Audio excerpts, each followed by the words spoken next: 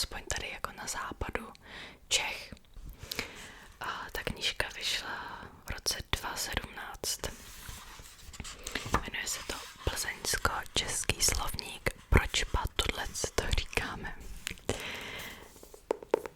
Do popisku vydávám, když tak dám odkaz na tuhle knížku. Mimochodem, tohle video není sponzorovaný. Kdybyste se chtěl na ní podívat, nevím, jestli ještě mají na skladě. Jestli už není vyprodaná, doufám, že ne teda. Uvidíme, jak dlouhý bude tohle video. Já mám taky takovýho aktivního souseda jako Mars 16, který prostě každý den během dne i během všedního dne něco řeže, něco tam seká. Už asi rok, možná rok a půl staví nějaký altánek na zahradě, který teda vypadá spíš jako šibenice. Pořád nevím, co to bude, až to bude. Je to fakt obrovský a opravdu to připomíná právě takovou tu typickou starověkou šibenici. No, jak uvidíme. Pustíme se teda do toho. Já vám vždycky řeknu to slovíčko a podíváme se i na tu definici, jaká je teda správně česky. Hodně slovíček právě pochází z němčiny. A mimochodem Plzeň je docela blízko Německu, Rakousku. Takže to dává smysl. Tak začneme. Mám tady zhruba 15 slov. Vždycky to slovíčko teda najdu v tom slovníku. A se podívám. Tak, první slovíčko teda je lampárna. Lampárna. Lampárna. Lampárna. Lampárna. A tohle se používá v ucelený větě. Spíš jako ty si můžeš jít stěžovat akorát tak na lampárnu. Nevím úplně, jak to vysvětlit. Musím se teda podívat do slovníku. Lampárna je fiktivní, dosti vytížené místo pro podávání stížností, které však nemají naději na kladné vyřízení. A pak je to i příklad. Jestli se ti to nelíbí, můžeš jít stěžovat na lampárnu. Ten krám mezi tím zrušili. Teď to můžeme reklamovat akorát tak na lampárně. Upřímně tady ani nepíšou, kde se to vzalo. Vůbec nevím. Tenhle výraz je strašně zvláštní. Ani mě nenapadlo, že je to jako typický nějaký jako plzeňský západočeský výraz. Ale moji rodiče to teda používají hodně často. Většinou teda v té knížce píšou, odkud se to vzalo, jestli to pochází z němčiny nebo ze staročeštiny, ale zrovna tady to není. Takže lampárna. Schválně mi dejte vědět, jestli nejste úplně z Plzně, jestli znáte tohle slovní spojení. Můžeš si stěžovat akorát tak na lampárnu. Tak jo, jdeme dál. Další výraz.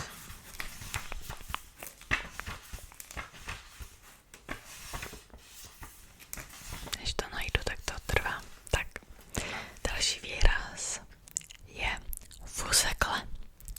Fusekle. Fusekle.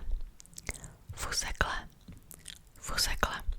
Fusekle znamenají ponožky. Pokud vím, tak tohle používají i moji příbuzní z Prahy teda. Takže možná je to rozšířenější výraz. Fusekle. Vem si čistý fusekle. Tyhle jsou už úplně to ani neznám tohle slovíčko. Ekelhaft. To je nějaký asi moc už poněmčený. Nevím, ekelhaft neznám, teda bych se přiznala. A některý ty výrazy i tady v té knižce jsem neznala vůbec, musím se přiznat teda. Fusekle z německého Fußsocken.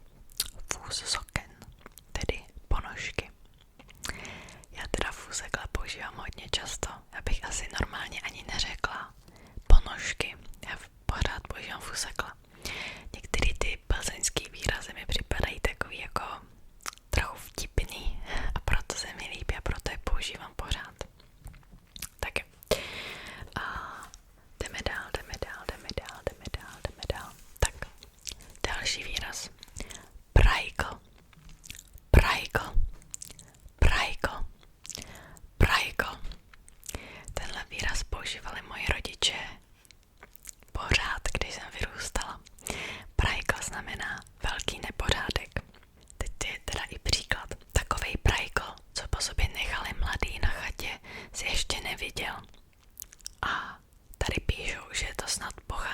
slangu výtvarných umělců.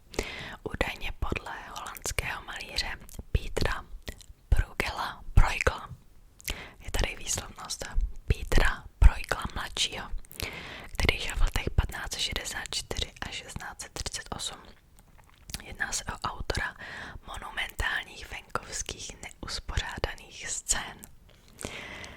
To je prostě kouzelný slovo. Bruegel. Je to zajímavé, jak se tak nějak to možná dostalo do podvědomí právě uměním. Krásný slovo. Tak, jdeme dál.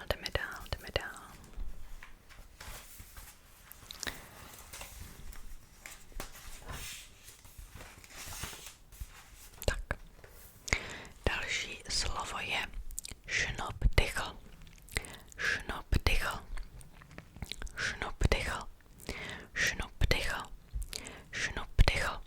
Schnopdychl teda znamená kapesník. A zase já tohle používám dost často, podobně jako fusekle. Nevím úplně proč. Schnopdychl. Tak podíváme se, odkud to teda pochází, pokud najdu. Jo. Z německého Schnupfdichel. Moje učitelka němčiny na střední by asi plakala. Schnupfdichel tedy znamená kapesníky. Schnupfen, popotáhnout nosem, smrkat, šňupat, nebo také schnupfen, rýma a tuch, kus látky. Schnupfdichel, to je zase krásný slovo. Schnupfdichel. Dej mi sem jeden schnupfdichel. Nemáš náhodou schnupfdichel? To taky používám vlastně docela často. Nemáš náhodou schnupfdichel? Tak jo, jdeme dál.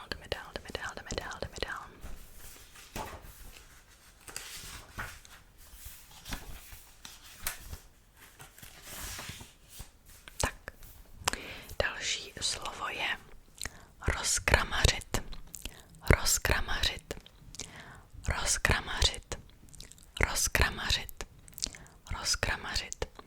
Upřímně já jsem si myslela, že tohle slovo si vymyslela moje babi s dědou, nebo taky rodiče.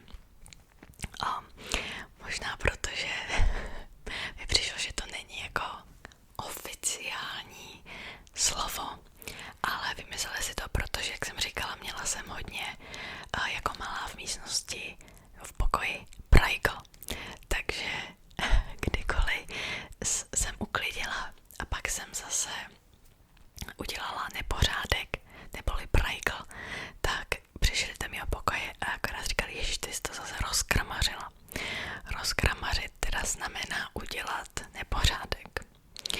A přímo píšou, rozkramařit přehrabováním věcí je uvést do nepořádku. V podstatě rozházet věci. No. Pak je tu příklad, copak, že je to v tom šuplíku zase všecko rozkramařen. Jak moje babi, jo. Proč pa si to v té skříni tak rozkramařil? On vždycky všecko akorát rozkramaří a já to pak mám uklízet. A vzniklo to ze slova kramařit, tedy přehrabovat se ve věcech. Předpokládám, že to asi ze staročeštiny teda. Kramařit znamenalo též provozovat drobný obchod. Takže to je krásný slovo. Tak, pak to mám ještě na stejné stránce slovo rigol, nebo také rigol a rigolka. Upřímně tohle jsem si myslela, že se používá úplně všude. Myslela jsem, že je to jako oficiální zažitý výraz, ale není. Znamená to strouha nebo šlápek, nebo také příkop. Rigol, já bych asi v životě neřekla strouha nebo šlápek, prostě rigol je nějaký. To je prostě specifická strouha, já nevím, jak to úplně popsat. Třeba jestli někdy znáte kolem domu někdy bývají takový rigoly, do kterých stýká voda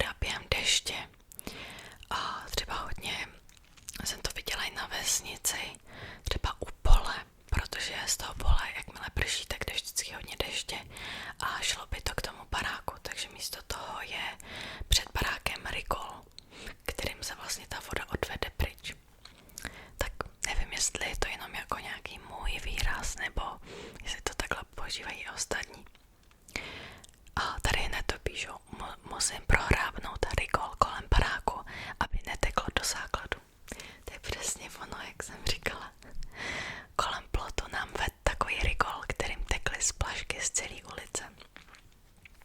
Přesně tak, přesně tak. A pochází to z německého rigole, tedy strouha nebo šlápek. Tak, jdeme dál, jdeme dál, jdeme dál, jdeme dál. Další slovíčko, musím zase zalistovat.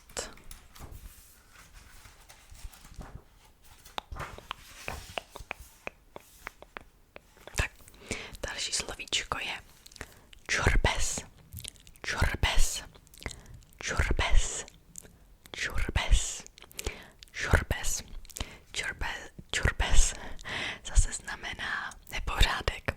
Upřímně nevím, proč jsem vybrala tolik slov, který znamenají nepořádek do dnešního videa. Ale asi to tím, že jsem vybírala hodně takový ty nejpoužívanější výrazy, který znám. A jak jsem říkala, měla jsem všude nepořádek, takže jsem znala spoustu výrazů, jak to říct, že mám nepořádek. Takže čurbes znamená nepořádek nebo taky špína. U sebe v pokoji máš teda těsný čurbes. Tohle větu znám. A pochází to ze slova čurík. Upřímně nevím, co je čurík. Ani toto nepíšu. Takže nevím. A taky to může znamenat hlučná oslava nebo výtržnost. Je to i příklad. Večer se ožrali a pak dělali na ubytovně celou noc čurbes. Fanoušci paníku dělali v noci hrozný čurbes, ale policajti se s nima rychle poradili. To je vlastně taky pravda, to se dost používá. Když někdo dělá v noci velký rámus, tak dělá čurbes. Pravda, pravda. Tak jo, jdeme dál, jdeme dál, jdeme dál. Mimochodem, soused zalezl, protože začalo pršet, což mám obrovskou radost. Ale zároveň bydlím u nádraží, takže často jsou slyšet vlaky, který pak musím vystřihávat. Co se dá dělat? Tak, další výraz. Zašantročit, zašantročit, zašantročit, zašantročit, zašantročit. Zašantročit teda znamená něco někde ztratit ve svém nepořádku. Tak to znám aspoň já. Tady taky říkají odložit, uschovat a zapomenout kam. Někam jsem si zašantročil brejle a teď je nemůžu najít. Prostě něco někde ztratit ve věcech nějakých vyloženě. Nebo taky zpronevěřit, ukrýt. Po té kuponové privatizaci některé fondy zašantročily akcie za miliony kaček. Pochází to teda ze staročeského šantročit, tedy šidit, nepoctivě obchodovat. Protože šantrok rovná se podvod, lež nebo lichva. Původně to pochází z německého šantrok, kdy šande je hanba či ostuda a trok je koryto, necky. Zajímavý, takže zašantročit. Schválně mi dejte vědět, kolik slovíček jste znali a kolik nových slovíček jsem vás naučila. Tak, jdeme dál, jdeme dál, jdeme dál. Další slovíčko. Rumplovat, rumplovat, rumplovat, rumplovat, rumplovat. Rumplovat znamená, tohle tady píšou vyloženě jako nešetrně cloumat. Já to ale znám i jako když něčím se pohybuje tam a zpátky. Třeba když malý dítě objeví hadici na zahradě a začne pouštět vodu a pak ji zase vypíná, pouští, vypíná, pouští, vypíná. Tak to je rumplovat. Tady píšu právě o pohybem věcí sem a tam způsobovat hluk. Já to teda neznám úplně i s tím hlukem, ale prostě s čímkoliv. Co pastou klikou pokaždý, tak rumpluješ. Nerumpluj pořád s těma dveřma, ty víš, že jsou zamčený. Jo, to je pravda, i třeba jako když někde jsou zamčen dveře a začne se takhle jako s těma dveřma třást, tak to je taky rumplovat. Pochází to z německého rumpel, hřmot. Teď, když už jsem tady na té stránce, tak si dáme jedno bonusové slovíčko. Rozšmelcovat, rozšmelcovat, rozšmelcovat, rozšmelcovat, což znamená roztrtit nebo rozbít nebo nějak rozmělnit. Tady píšou roztrtit, rozemlít, roztrat na kusy. To jeho auto bylo ošmelcovaný na kusy. Je zázrak, že to vůbec přežil. Z německého šmelcen změknout, rozpustit nebo rozstavit. Právě mimochodem já jsem se na střední učila německy asi dohromady vlastně 6 let, protože jsem byla na 8letém Gimplu, takže 2 roky na nižším a 4 roky na vyšším. A pořád mi přijde, že jako nic moc neumím. Je fakt, že jsem od té doby moc netrénovala německy, ale vypadá to, že už vlastně spoustu výrazů znám, takže možná by to nebylo tak těžký. Tak, jdeme dál.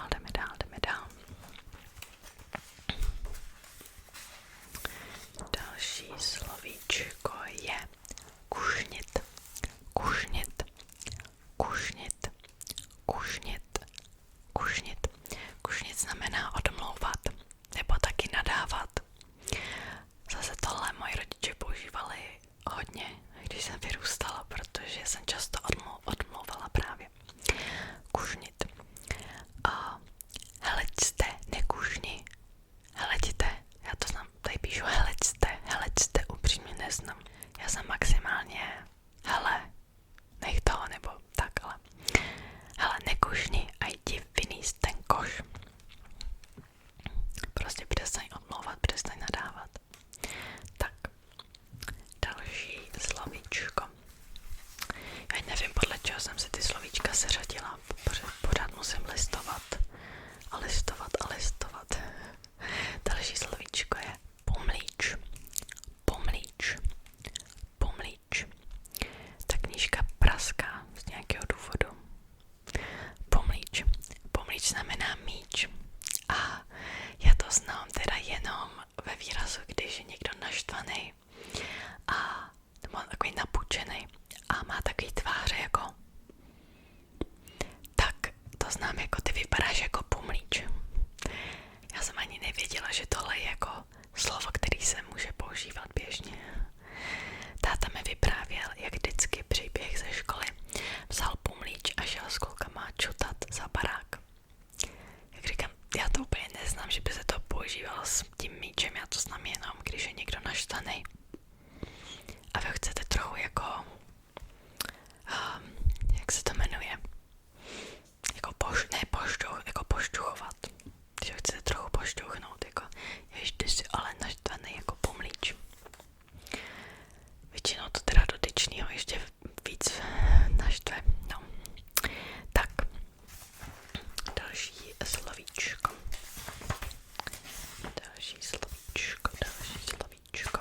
je rozňáňat.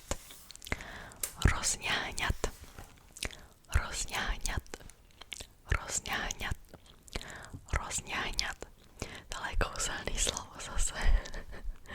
Tohle slovíčko se mi vyloženě líbí. Rozňáňat znamená něco rozpatlat, většinou rukama. Udělat takový trochu čurbes většinou. Jo, tady píšou buď to rozpatlat nebo rozmíchat, promíchat. Ty si vůbec nic nesnět, jenom si to tak rozňáňal. Malá, když si sedne ke stolu, tak je jídlo rozňáňaný úplně všude. Pořádně to barvu rozňáněj tuhletou třískou, ať se pěkně spojí. Takže rozňáňat prostě, jak říkám, tak jako udělat bordel něco rukama, nějak jako rozmíchat, úplně nevím, jak to popsat.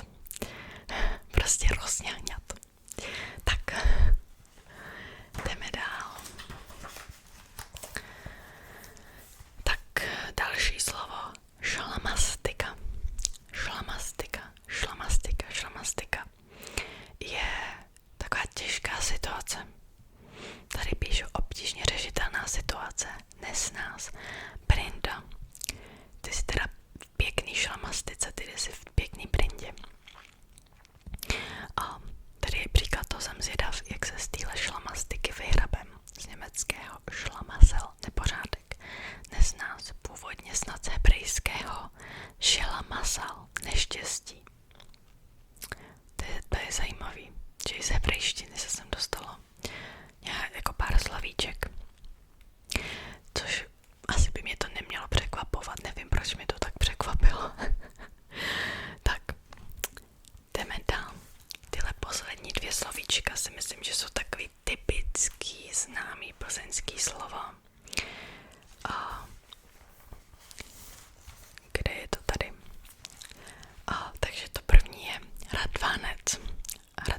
myslím, že je to i známý docela po republice, ne, že by se to používalo, ale že to lidi aspoň znají.